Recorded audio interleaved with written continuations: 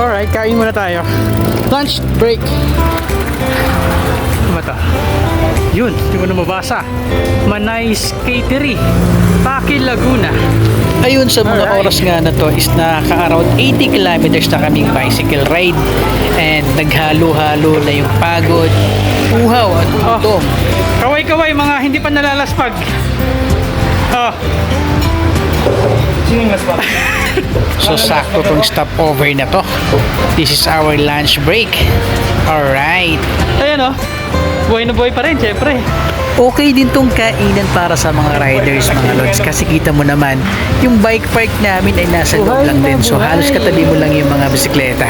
Kaya safe na safe. Park muna.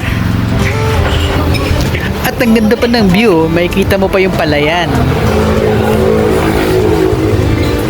Yun o. Laspag na tayo mga lods.